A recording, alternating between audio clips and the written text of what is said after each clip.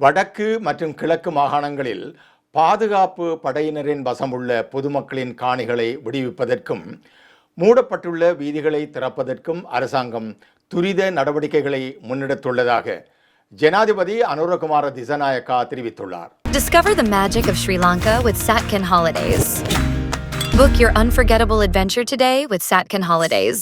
பாதுகாப்பு அலுவல்கள் பற்றிய ஆலோசனை குழு கூட்டத்தில் நேற்றைய தினம் உரையாற்றிய ஜனாதிபதி 2025ஆம் ஆண்டில் மாத்திரம் வடக்கில் சுமார் 1000 ஏக்கர் தனியார் காணிகளை விடுவிக்க நடவடிக்கை எடுக்கப்பட்டுள்ளதாக கூறினார். மீதமுள்ள காணிகளையும் முறைப்படியாக விடுவிக்க திட்டமிட்டுள்ள அவர் நீண்ட காலமாக மூடப்பட்டுள்ள வீதிகளை திறப்பதில் உள்ள சிக்கல்களுக்கு சாதகமான தீர்வுகளை வழங்குமாறு அதிகாரிகளுக்கு பணிப்புரை விடுத்துள்ளார்.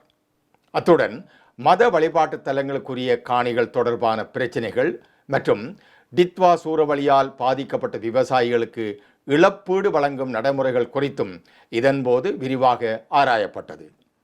மக்களின் இயல்பு வாழ்வை உறுதிப்படுத்தும் அதேவேளை கைத்தொழில் மற்றும் பொருளாதார நடவடிக்கைகளுக்காக காணிகளை முறையாக முகாமைத்துவம் செய்வதே அரசாங்கத்தின் எதிர்பார்ப்பு என ஜனாதிபதி அனுரகுமார திசாநாயக்கா மேலும் சுட்டிக்காட்டியுள்ளார்.